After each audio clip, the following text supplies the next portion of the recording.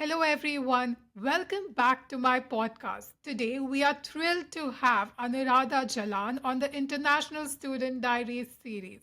Anuradha has an impressive background. She did her master's in entrepreneurship and innovation from USC and is the founder of GreenCove, Kolkata's first sustainable co working space.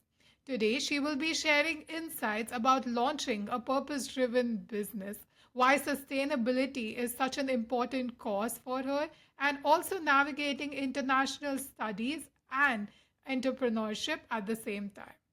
Hey, Anuradha, welcome to my podcast. It's such a pleasure having you here today. Thank you so much. It's a pleasure and honor for me to be here and talking about my journey. And I'm so glad to be doing this with you. And I know that there is so much about your journey that every international student who gets to pursue the American dream or not can know that there is much more to it. You can always go back to India, start something of your own, and reinvent the wheel rather than just sticking to the norm of just doing a corporate 9 to 5 job. So I'm going to get started right from the start. I know that you did your master's from USC in entrepreneurship and innovation. I wanted to know, why did you choose a master's in such a different or a non uh, stereotypical field? Because most Indians coming to do masters usually go for the CS or the data science courses at USC. What made you go down this path? Right. So I did my undergrad in economics and sociology. And after that, when I came back to India during the pandemic, I started a sustainable gifting business, which was Book My Presents. So during that time, I realized that starting something of my own or doing something along the lines of entrepreneurship, where I can express like my creativity in different ways, which also might help people, really appealed to me.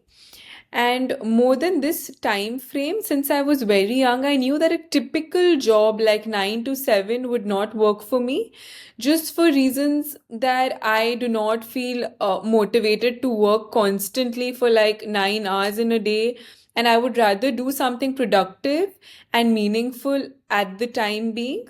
So I knew that entrepreneurship, where I can have the flexibility of my time, make decisions myself, have that authority over the venture I start, was very important for me. So, of course, I knew I would be an entrepreneur. Now, what field, what market opportunity I would have, that you learn, I think, with experience. You need to try different ventures. You need to see where your ikigai is basically. I really live by this, where your purpose, profit, and passion interact. And I found my ikigai through GreenCove, which was post USC. But of course, before applying to USC, I knew I wanted to do a master's, which solidified like practical experience in entrepreneurship as well. Mhm. Because just starting something so big or along these lines without any prior experience is a little too risky for me. And I'm the kind of person who wants to do their thorough research and make sure that things don't go absolutely haywire, because you invest so much of your time, effort, energy into it. So, of course, you want it to be successful. And I heard about the USC entrepreneurship program from a lot of family, friends who had been a part of it, and they highly recommended it. Firstly, because it was near the SF area. USC is huge on entrepreneurship and innovation. We have the incubator, accelerators. We have these Athena pitch competitions, new venture seed competitions. And so I, of course, read all about it. And I met people who became very successful after going to USC. So I, of course, interacted with them, networked with them, and they said you should not think twice before going there. And of course, I was 80% sure, 90% sure, because once you're in it, you'll only know 100% if this was the right decision or not. But of course, I think USC's program, the overall brochure and experience really motivated me to apply there. And once I went, I it was definitely worth it because all our professors were super helpful. We had practical case studies. I could actually pitch different ventures. I had so many different exercises where you get to interact with people from different communities on their take on entrepreneurship. So, all of that really solidified and made it sure that I definitely could do something of my own once I came back. And it was not just without any research, without any experience. I would be more determined and I would have that experience and exposure to start something. Yeah. I like the fact that you said that although you wanted to start a business, you were determined to like go ahead and get that knowledge academically as well to lay that foundation for yourself so that you know what are good starting points. You mentioned that USC had several programs like pitches and other things that you could participate in. What was one such experience that really helped you later on to start GreenCove? Do you remember any such experience at USC which really stayed with you and then you used it when you were working towards building GreenCove? There were many such instances, but one that's still is stuck by me and I still use it every day is a rejection exercise. So this was a very cool thing that I think in one of our classes it was problem solving in early stage companies, I believe. This was the class. And there we got this exercise that over a period of, say, a month, you need to get 100 or 200 rejections. You go out there and ask random people for something that's bizarre. So it could be give me $100 or I want a free coffee at Starbucks, probably invest in my idea, just absolutely random ideas. And you should be hearing a no. So basically, you can't Wow. ask for something which you'll get easily. So this exercise really helped me because it builds that grit and resilience in you. Basically, when you start something, when I came back and I got the idea of starting Green Cove and pitched it to, of course, my family, friends, different people. So everybody is very skeptical in India, and unless you don't back it with data, you don't prove that, I think until you're not successful, people have those doubts. Everybody does, which is obvious. But I think this rejection exercise really motivated me to continue through the journey of Green Cove, even though there were a lot of obstacles on the way. So I think if I didn't probably do this exercise over there, I would have been a little slow in moving ahead with the plan or being more uncertain. But of course, this exercise always stayed with me and really it builds that grit in you that, you cannot give up. So, yeah. You mentioned that grit and resilience are like the founding principles of being an entrepreneur. And I know that you have started two ventures, Book My Presence, which was the first one that you started during COVID, and later on Green Cove, which is Kolkata's first sustainable co-working space. So, how did you identify these problem statements? Because I personally feel that it's the toughest thing to find something right now that has not been done before. So, how did you come across this?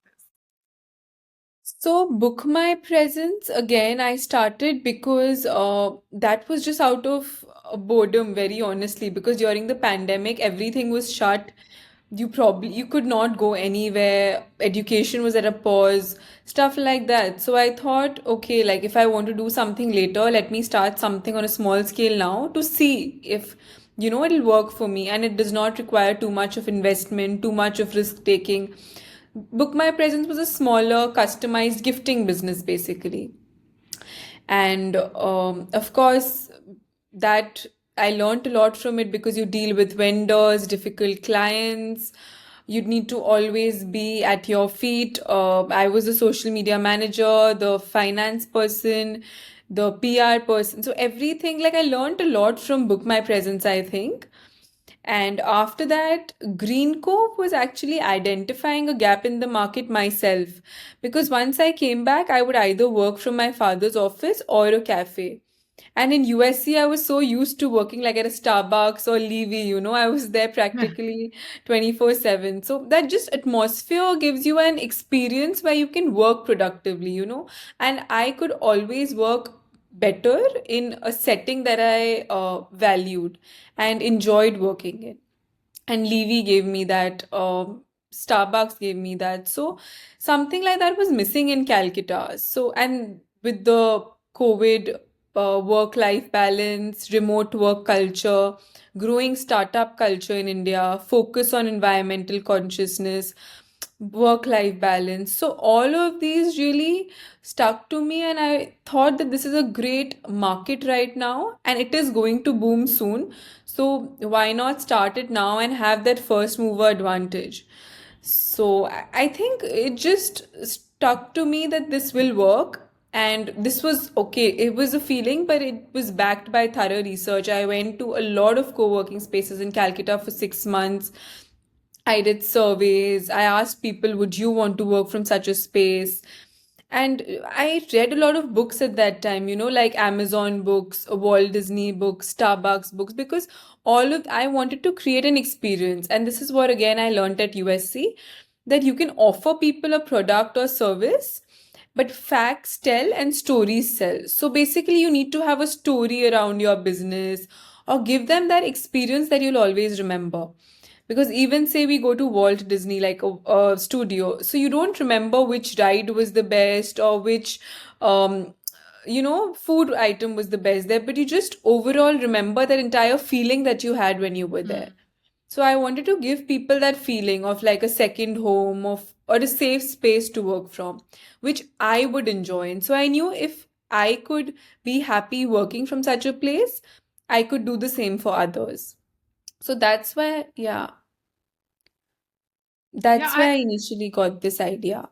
I really love the line that you used, which is facts tell and stories tell, because I think that what you mentioned about building brand experiences is so true. Because I was recently seeing a documentary on Netflix called Buy More, and it's all about how brands are just, creating more and more products with the intention of pushing it out, and what is the strategy that every brand uses. And the fact that you highlighted about creating an experience for a customer is something that is the key aspect of every luxury brand. It's just about selling that experience, selling that story, what the brand is all about. If you ask someone about extreme technical details, they might not know what differentiates like an iPhone from maybe some other phone as much as they know that, oh, owning an Apple phone just feels good, or it's a brand experience.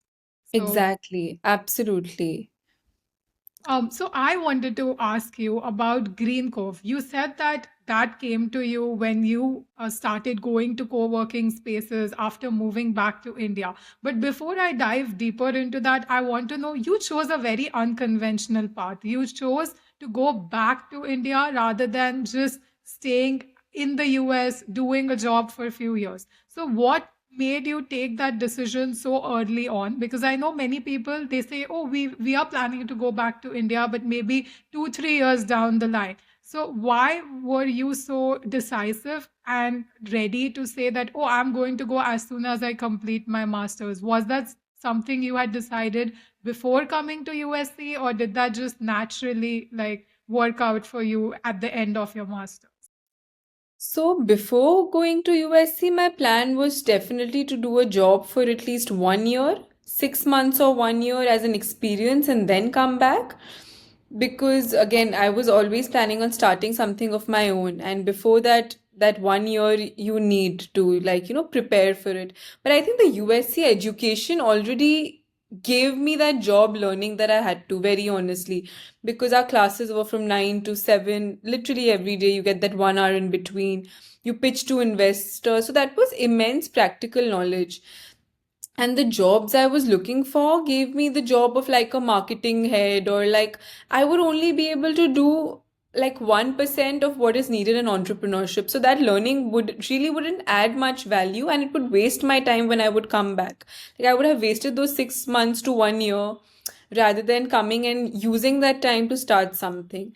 And I wanted to start something soon as well. That was also in my head that, and I believed I could do it very honestly. So, and also the professors also really told me that, typically we would tell people to stay for a year, do a job, and then go back. But when I told them about my ideas and things like that, they definitely said, they pushed me that, we want you to go back and start something soon, because whatever you are, working on will work, because you have that determination. So that just gave me the reassurance to come back home sooner and start something immediately. Yeah. That makes perfect sense because, like you said, maybe if you would have taken that 1 year or 6 months of job, it would have been in a designated one particular skill set role, like marketing. And being an entrepreneur, you got to do so many other things at once. Like when you start your own company, you have to deal with vendors, like you said, do the marketing for it, think about other, logistical stuff that you are as a founder of the company. So tell me why in all of this sustainability comes to your mind, and how did you think that sustainability is important? It is something I want to include in my co-working space, because you could have perfectly just gone ahead and created a good experience co-working space, but you made it a point to include sustainability. Is that the part where your impact driven nature comes in? And I wanted to know about that. Yeah, so I think there are two things. Firstly, definitely, I always wanted to do something impact driven for the longest time, either helping people in some way or doing something for the benefit of the community, because I know myself well, and I know that I will not be able to commit to a project long term if it's just about the money or if it's just about profits. Like, I've heard from so many people that, your company might do really well one day and really go down the drain another day and might not be successful, or you face a lot of obstacles, right? You never know in today's era, like with the COVID coming in, or any circumstance can occur. But if you have a purpose behind what you do, and you add meaning, so you are automatically more inclined, and you won't leave that job. You won't That job for me as an entrepreneur, you won't leave that project basically. So, and somewhere I always had that impact driven quality in me to either help people or do something along these lines. And I thought, why it's the best way to incorporate this in my venture, because that way it will make the venture much more meaningful for me as well. So definitely that was one reason. And secondly, sustainability, because I think I really researched a lot on these sustainable development goals. There are 17 sustainable development goals which are agreed upon to by 193 UN nations. And they all talk about zero poverty, no hunger, sustainable cities and communities, gender equality, out of many more. So, it was a great initiative and idea for me to be a part of this journey and incorporate that in Green Cove, because it also adds value to the people who are a part of Green Cove. They also feel like a part of a community. Like they also feel like they're doing something better and in return just by joining this community. So, in two ways, it made perfect sense for me. One was for my personal meaning and personal satisfaction, and secondly was for the people and the community. So I think both align perfectly. Of course, incorporating sustainability was difficult in a co-working space because I had not seen anything like this in India, at least. But definitely, I thought this could also be a great selling point, and it's always good to help local artisans, conscious suppliers, grow with India's initiative of the zero waste. Like, so much is being done by the government. So it's of course very purpose driven, and if you incorporate all of this, I think you stay motivated at your work. You'll never give up, or because I've seen people who have one venture and they still think about doing like two, three different smaller projects. And I also, like other people, probably if I see a market opportunity would want to delve into those. But because Green Cove is not just profit and also purpose, I will definitely always focus more on this project. Got it. And you mentioned that incorporating sustainability in a co-working space is a challenge, right? And I know you've managed to do it with Green Cove. So would you like to share what are some sustainable measures that Green Cove is taking to make an environmental impact as well? Like I know you make use of terracotta, bamboo. So I want to know more from you about that. Sure. So, firstly, all our interiors are crafted from eco-friendly materials, as you mentioned, terracotta, jute, bamboo, linen, recycled paper, recycled plywood. So, all of this, other than being sustainable and eco-friendly, also adds a lot of aesthetic and makes the environment much more healthier because all the terracotta plants take in CO2 and give out oxygen. And so it overall benefits the interior indoor atmosphere as well. Then we host recyclability sustainability drives where all the waste collected from Green Cove, like paper waste, cotton waste, all of this is recollected and it goes to organizations to recycle and they sell it. Where we've collaborated with a women led organization where they sell it, and of course, it's their income. So it adds great value for the women in the NGO and community as well. Then we call in sustainability partners like Chetan Solanki, who's known as the Solar Man of India, and more such people to spread awareness on sustainability, renewable energy, all of this. And these are some ways we incorporate sustainability and promote sustainability, of course. But there are lots of other things to do. And slowly, slowly, as we are growing, we are thinking of other initiatives like, rooftop solarization or test tube plants, hydroponics, vertical farming. But again, all this is an added expense. So probably down the line. But currently, of course, like no plastic use and a lot of these small things we definitely try to incorporate. Yeah, and like you mentioned, you're bringing in new people, like the Solar Man of India, getting in touch with NGOs, and making sure that at every step of the way, it stays true to its motive, which is be sustainable. I want to know from you, what part does networking play in all of this? Did you already have contacts of these people? Do you? How did you go about this? Do you know people who know people? Or what was your starting point for all of this? So now I know people who know people and stuff like that. So now I think I have built a network. But when I started, I had no clue because I had just come down from USC and had gone to Harvard for a short course, of course. And my family business is in a very different line, which does not incorporate all of this as such. My brother is into recyclability in Hyderabad, but Okay. again, in Calcutta, I did not have a solid base. I think once you go to that point one gives you like five new options. Then you connect with those five. So that way I built my network myself. If somebody recommended me like a community to be a part of, or I just used to ask for help very honestly. You just ask people. And out of 10 people you ask, eight things might not work for you, but you have to be very strategic and know whose opinion in what value to take. That was also very important. And I think I had that trusted group of family or friends because whoever I would ask would definitely give me the advice which would be best for me. But I was also very careful in choosing which would work for GreenCove. So I think definitely that way, slowly, slowly, you start building networks and they help a lot throughout the journey. And now, because I've built more networks, it's helpful because it's easier to say call in somebody if you want to host an event. LinkedIn helps a lot because you connect with like minded people, people into sustainability, people who can give you a platform to showcase your talent. So I like how we connected also, very honestly. So LinkedIn is a great, great platform, I feel.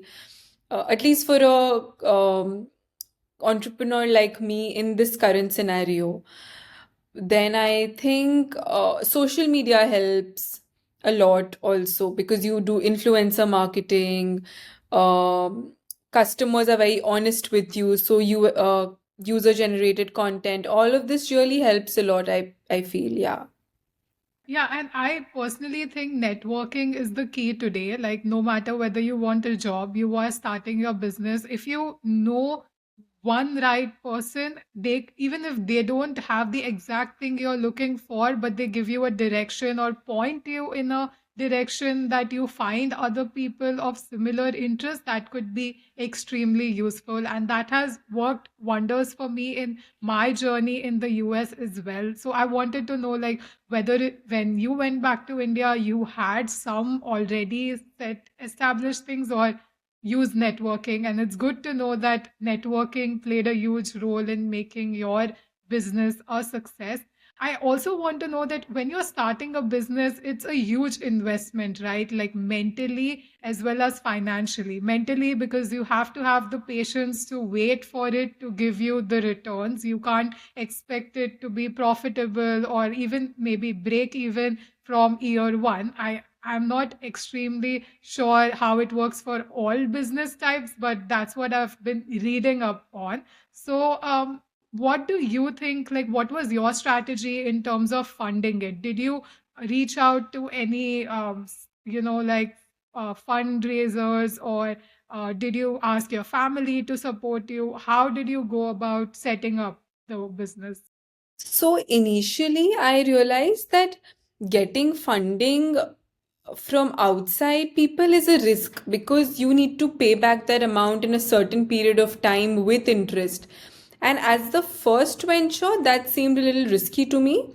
So the first Green Cove was bootstrapped, but where we did it in a very professional and business oriented way, where we decided that okay, in 6 months I'm taking X amount of money, and per month, say okay, for the first 2 months we know it's probably not going to work, it's going to be a loss, so the money can be waived off. But after that, I do have to pay every expense that I would pay if I took funding. So that way, it was basically a safety net for me, where it was bootstrapped, but I still did it like a business where I paid back every sum that I took, or paying back X amount every month. Of course, the percentage might be slightly lower from what I would be paying every month if I took it from an investor or something, but still paying back that amount the best I can, so that even when I grow Green Cove into like different parts of India, I do want to expand this as a chain of sustainable co-working. So that time I am more prepared and equipped to probably take funding at some point from external sources.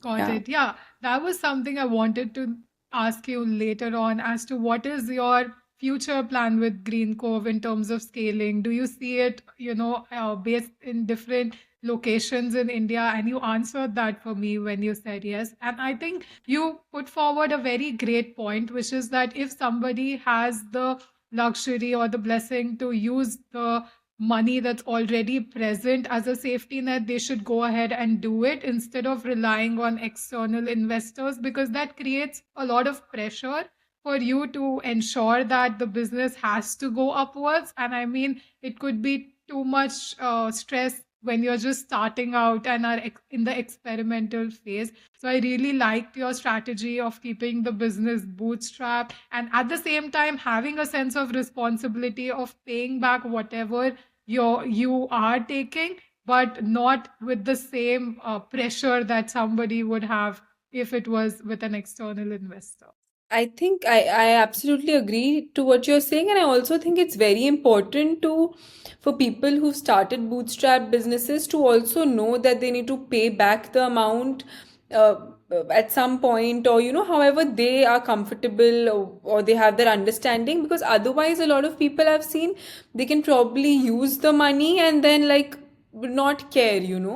And that is something that's again very risky, because you will be the same way when you take an external funding. It'll be the same thing, you won't be able to repay it, and that will be even riskier because you will be in debt and you'll have a bad name in front of investors. So I feel definitely doing your financial analysis and study before starting was very important, because even I made that entire financial charts with return on investment, when will I break even, and stuff like that. So doing that thorough study also, and having a backup that in case, so I had a backup plan that in case GreenCove suppose doesn't succeed or doesn't work out the way I planned it to in 1 year, what alternatives can I do with that space, so that the money doesn't get wasted, or I don't be frivolous in this regard. So I think it's very, very important to do that thorough financial study before you start something, because I think any amount of money you use, whether it be internal or external, at the end of the day you are spending. So you have to know and be very meticulous and not waste it in that regard. Yeah.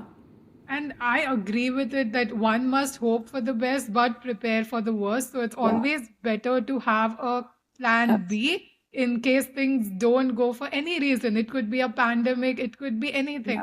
There may be so many startups which, started during the pandemic but never saw the end because of the customer bases not being that responsive. If it was a travel company or something like that, so maybe it's even the timing in the market could go wrong because of some external circumstance. And I like the fact that you emphasized one should have a plan B.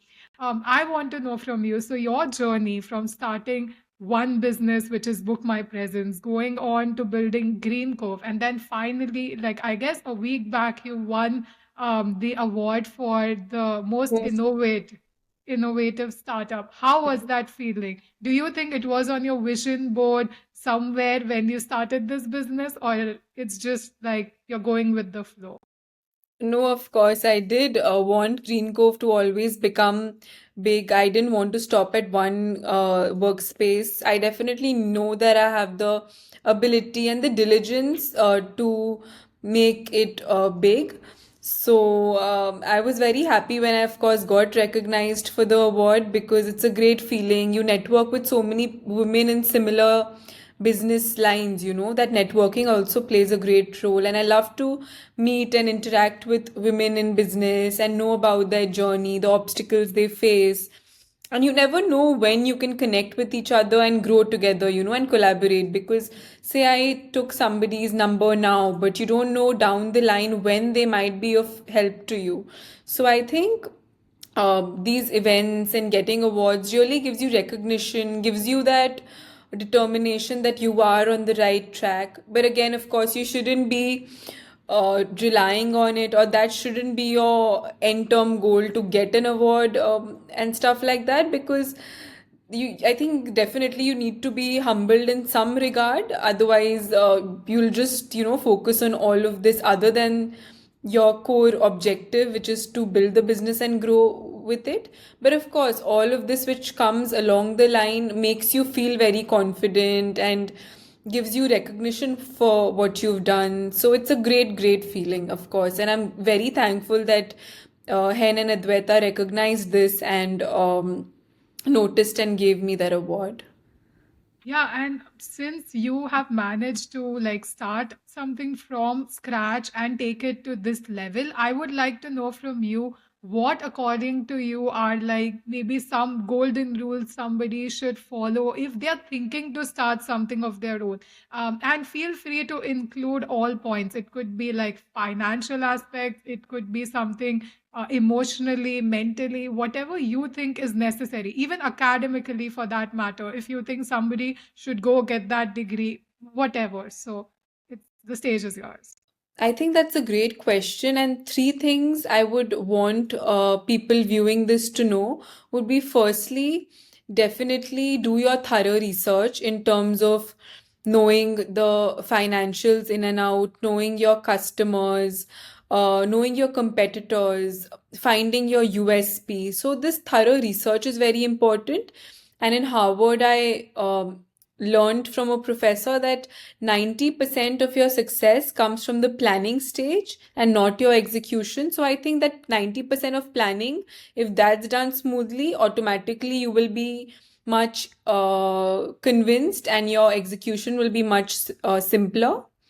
Second would be have that safety net of friends or family around you who definitely support you, guide you, do not let you down, because this journey is definitely not easy, because especially if you're a solo entrepreneur, because you have to rely on yourself for everything. You can hear what everybody says, but at the end of the day, you cannot blame somebody for telling you something's that not right, that's not right. So if something I do wrong today because of something I've heard from somebody, I'm not going to go and blame them that, you told me this, so I've not been able to succeed. At the end of the day, you are responsible for your own success or failure. So I think that's what, have that safety net of people who constantly guide you, motivate you, don't give up on you. That's very important. And thirdly, I again believe grit and resilience. I really feel both of these are extremely important, especially in entrepreneurship, because this, you will be faced with people throughout who will doubt your vision, doubt your ideas, and probably some things won't go right in your journey yourself. Of course, nobody's perfect. As an entrepreneur, I'm sure everybody makes mistakes, right? So, not giving up, or that confidence should not drop down, because at the end of the day, every day, your customers, your clients, your employees, everybody looks up to you, they rely on you. So, I think it's a lot of pressure also to not make a wrong decision, because you want to be seen as a diligent, responsible boss yourself, because that's the statement they will also follow. So I think having that is very important, and grit and diligence and courage should be within you throughout this journey. Yeah. Thank you so much, Anuradha, for this well rounded answer because I don't think anyone could have put it better. You covered the financial aspect, also the emotional aspect that you should have your people around you to support you because things might get tough. And you are also a sole decision maker when it comes to taking decisions, and you have to bear the responsibility of them going in a good direction or bad because you are answerable to your customers and people who are working with you as a co-founder. So this was extremely enlightening. I really had a lot to learn from this podcast about starting a business. I hope that GreenCove does wonders, wins many more awards, and scales to a great extent all over India in the coming years. And I really look forward to having you once again on the podcast, maybe for a part two where we could speak more in detail because I know we didn't cover a lot of details today, but I think we touched upon the most important parts of your journey. So thank you so much for coming and doing this. Of course, I'm absolutely grateful for you giving me this opportunity to do this. And I think your questions really helped me know myself better once again and just reinstated everything I know. So, thank you so much, and definitely looking forward to doing this again soon. If you enjoyed this podcast, please do not forget to like, share, and subscribe to this video. Also, make sure to let us know what you liked in the comments section below. Express all your views of what you would like to hear in the upcoming podcast, and also if you would like to be on the podcast as a guest. See you all next time and hoping to get more such innovative content for you.